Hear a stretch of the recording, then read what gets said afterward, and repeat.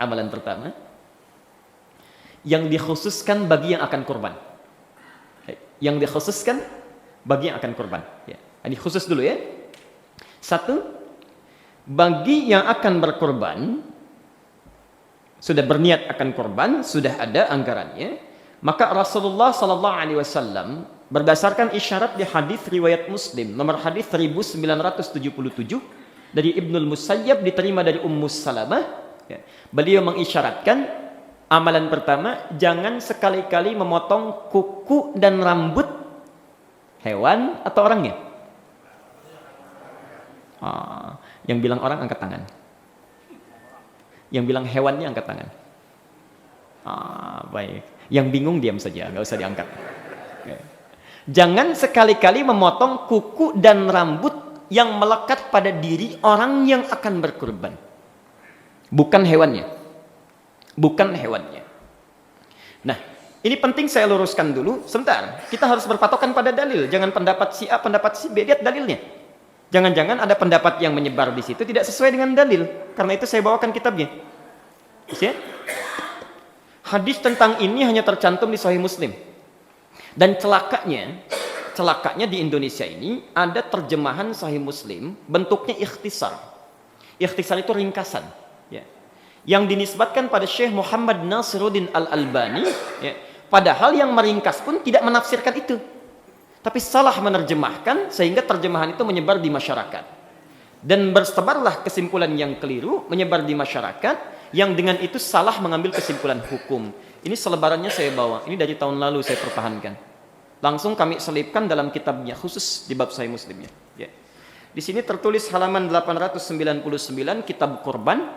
Kopiannya masih ada. Ya. Saya bacakan.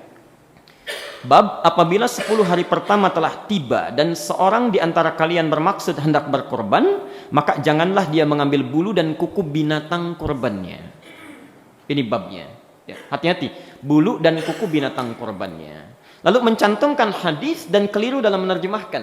Ya. Padahal sahibul kitabnya tidak menyatakan itu. Penerjemahnya yang keliru. Ya. Dari keliru terjemahan ini, ya, bisa berakibat fatal.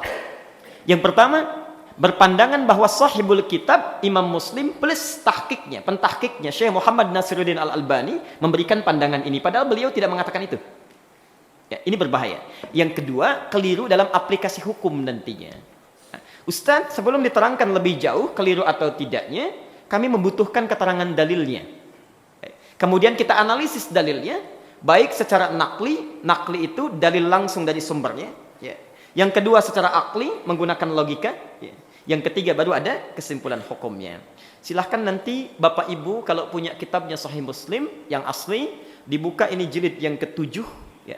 Nomor hadis 1977, Tarakim Fuad Abdul Baqi, halaman 152 sampai dengan 155. Pertama, awas, saya ingin terangkan dulu karakteristik Sahih Muslim. Sahih Muslim cara menyusunnya beda dengan Sahih Al-Bukhari. Beda dengan kitab Sunan. Ya. Sahih Muslim itu diantara karakteristiknya satu, kalau ada peristiwa dalam satu hukum, maka hadis-hadis keseluruhannya akan dikumpulkan. Ya. Jadi bukan 1-2 hadis saja. Ya. Misal, hadis tentang bacaan basmalah misalnya, dalam salat 70 hadis, kumpulkan seluruhnya. Ya. Hadis tentang peristiwa pemotongan kuku dan rambut ini bukan 1-2 hadis. Ya. Tapi ada banyak hadis, sekitar 5 hadis tercantum di sini.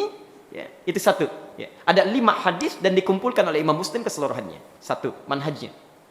Yang kedua, bila hadis ini memiliki asbabul wurud, sebab kenapa hadis itu diucapkan. Ya. Sebab kenapa hadis itu muncul. Kalau Quran asbabun nuzul, sebab kenapa ayatnya turun.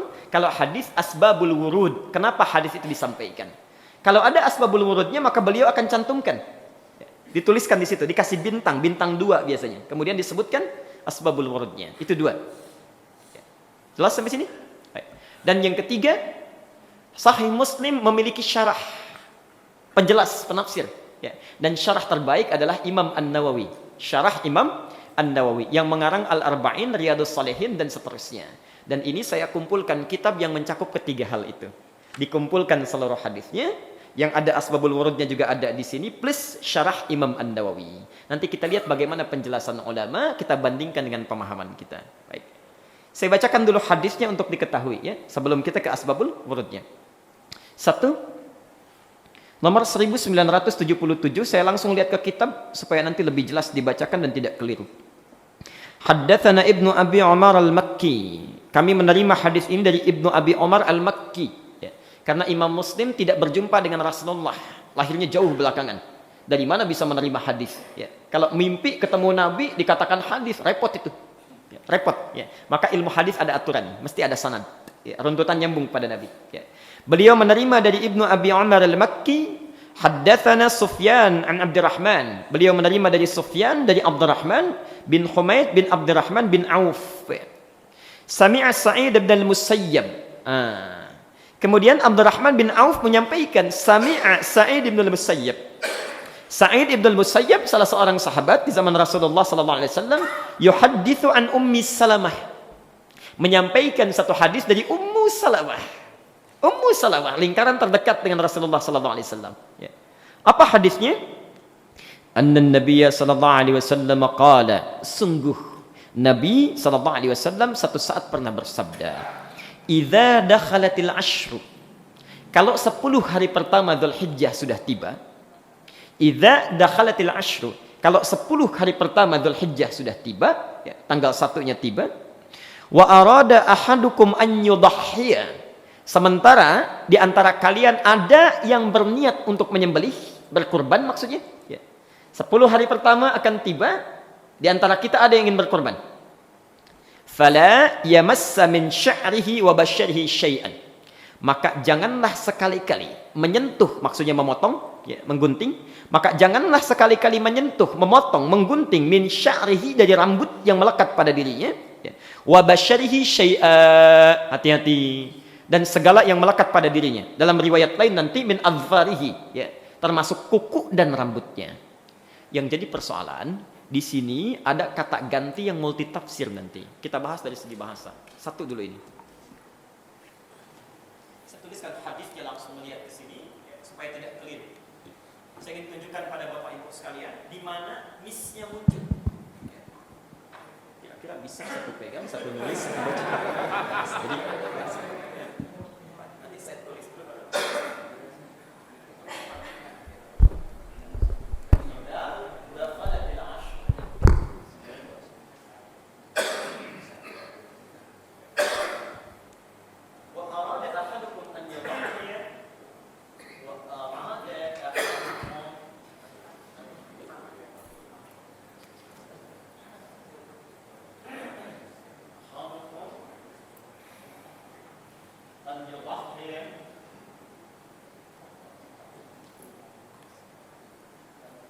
فلا يمس من شعره وبشره شيئا فلا يمس من شعره وبشره شيئا.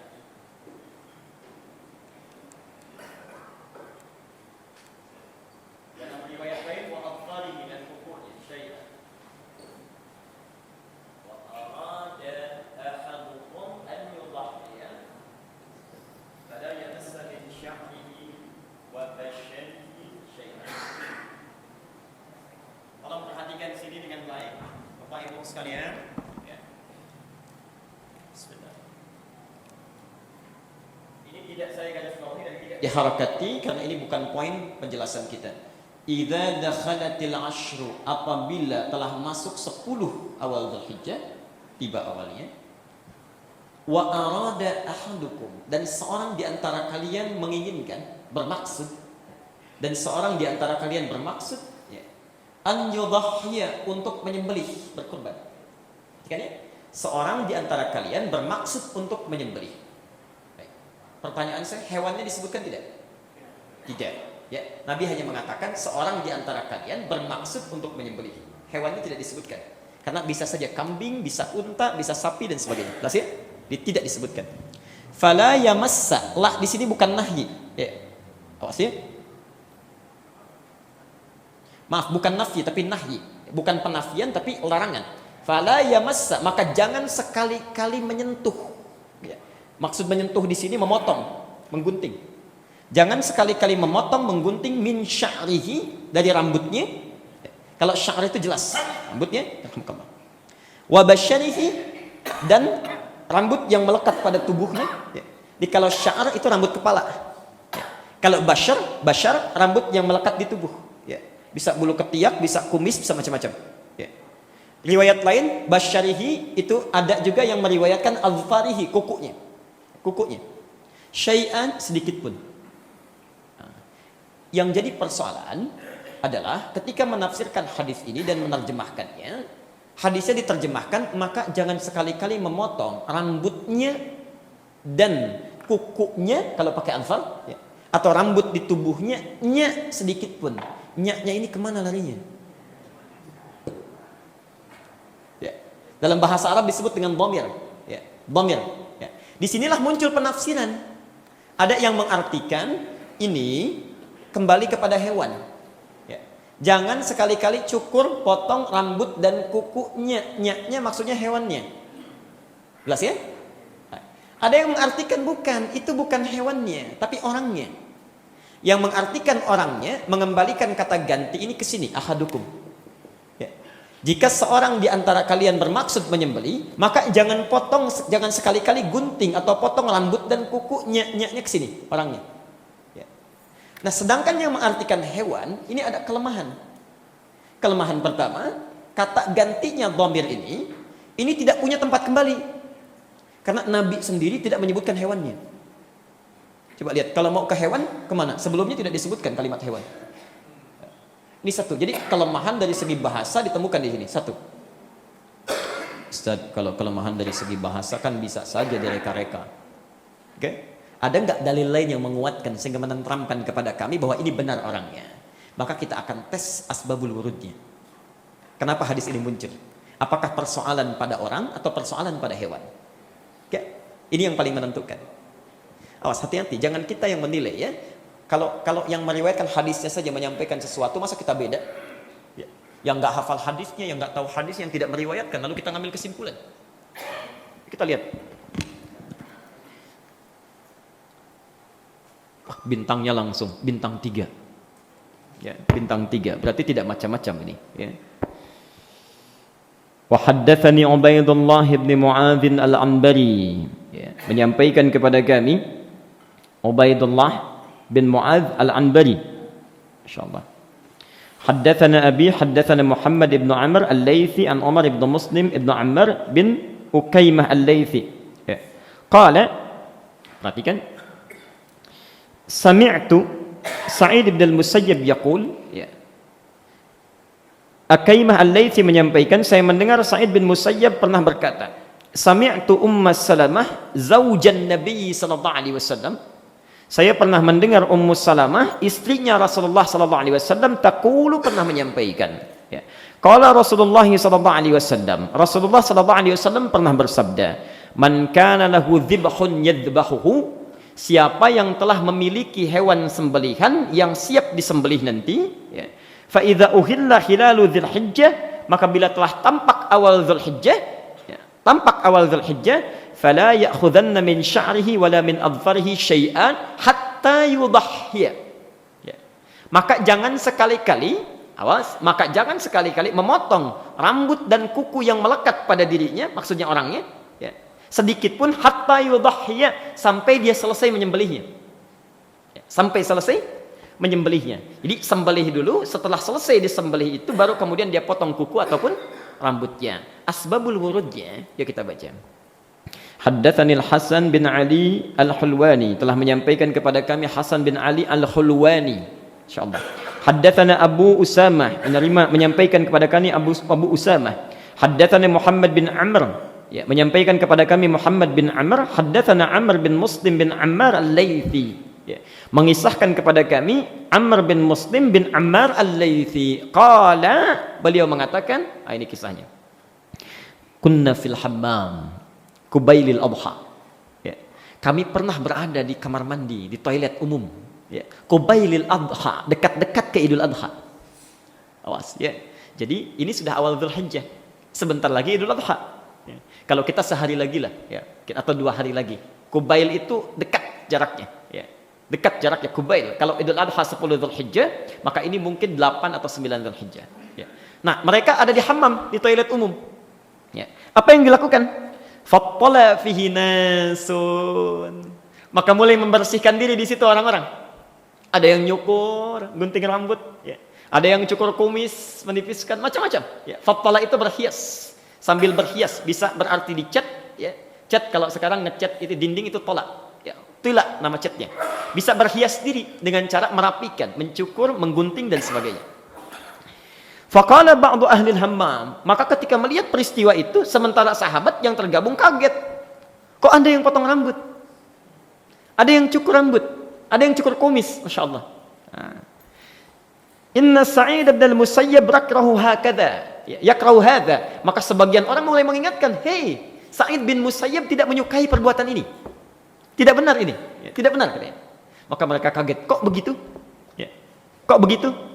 Lalu, au yanha anhu atau melarang perbuatan itu. Jadi Sa'id bin Musayyab kata orang-orang tadi, ya, ketika melihat peristiwa itu, jangan, itu tidak dibenarkan. Ya. Kata Sa'id bin Musayyab tidak boleh memotong rambut ataupun kuku yang melekat pada diri kita saat akan berkurban. Ya. Falaqitu Sa'id bin Musayyab. Maka saya pun bergegas untuk menghadap Sa'id bin Musayyab untuk konfirmasi. Ini adab. Kalau bapak ibu mendengar kalimat yang meragukan, kita tidak tahu ilmunya, segera tanyakan pada yang tahu ilmu. Ya. Jangan berdiskusi dalam keadaan kita pun tak tahu ilmunya, repot itu. Ya. Sudah kesimpulannya salah, kita pun nggak paham ilmunya, itu repot. Ya. Yang paling mudah, tanyakan pada yang tahu, gampang. Ya. Fas'alu ahla dzikri in kuntum la ta'lamun. Sederhana rumusnya. Sederhana. Ya. Perhatikan. Fadzakartu dzalika lahu, maka saya pun sebutkan kejadian di hammam tadi, di kamar mandi tadi. Faqala, maka beliau pun menyampaikan hadis yang dimaksudkan tadi. Perhatikan hadisnya. Yabna akhi, hei anak saudaraku. Ini kalimat indah sekali, ya. Kalimat indah. Di antum kalau saling bertutur sapa, cobalah gunakan kalimat yang menyentuh, yang enak, jangan dengan tanda-tanda fisik. Akhil karim, saudaraku Pak sehat, Ibu. Masya Allah lembut. Itu sunnah. Sunnahnya. Hadza haditsun qad nusiya wa turika. Ini hadis memang banyak dilupakan bahkan ditinggalkan. Ya. Ini hadis banyak ditinggalkan dan dilupakan. Ya.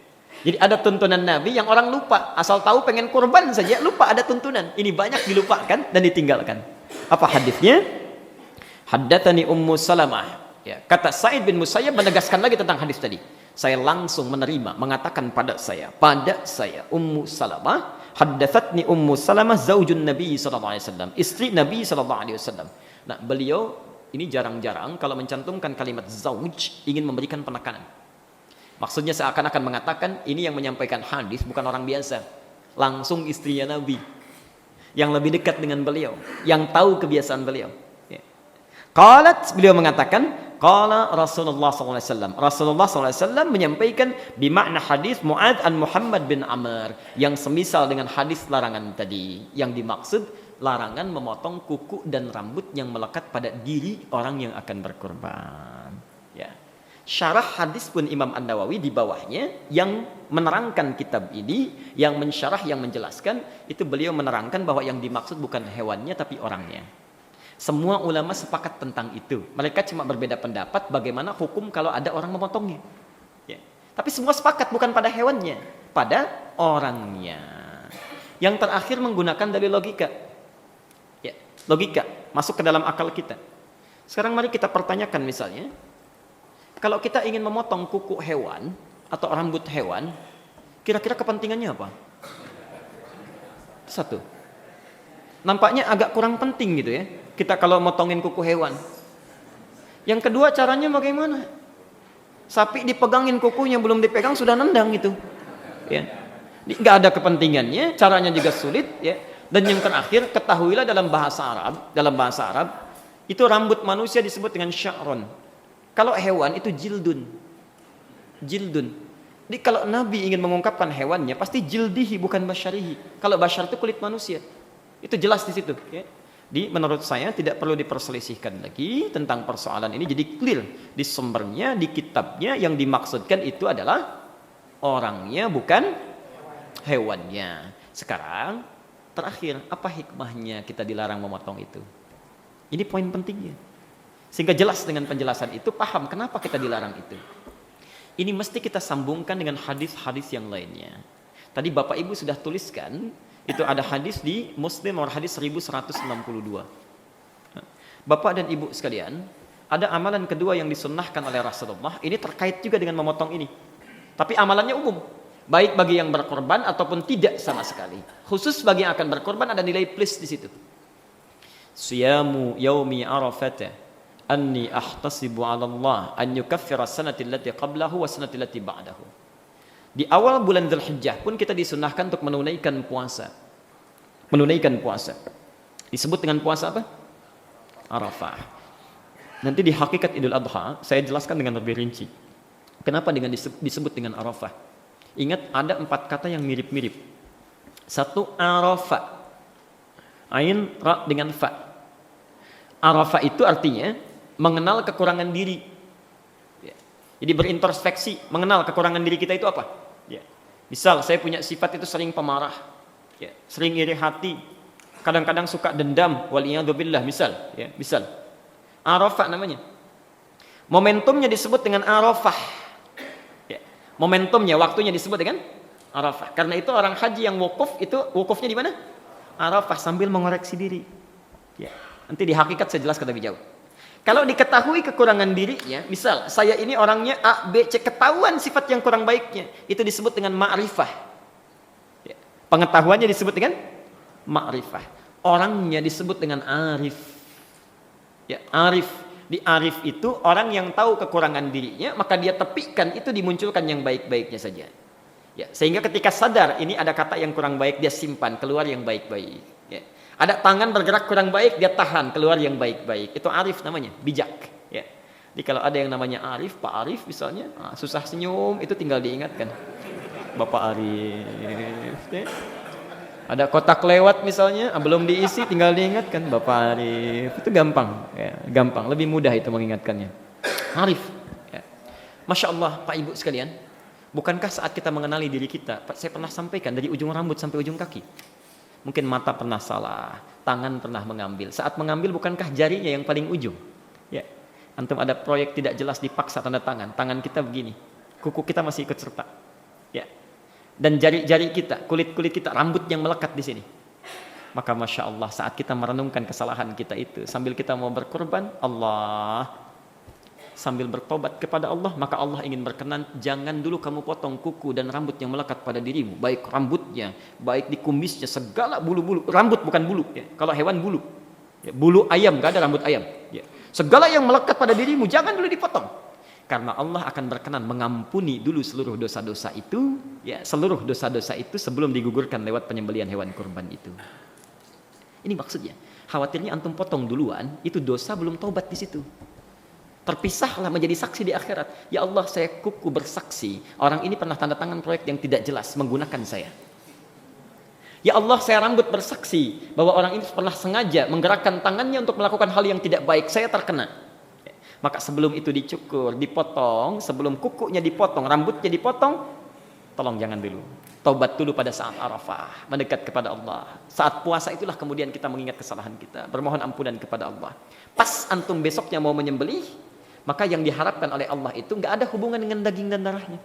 Quran surah 22 Al-Hajj ayat 37 sampai 38. La yanalallaha luhumuha wala dima'uha walakin yanaluhu taqwa minkum. Yang sampai pada Allah bukan dagingnya, bukan darahnya. Allah nggak butuh hewannya. Di antum hias-hiasi pun masuk salon hewan dulu biar bagus di kurbannya.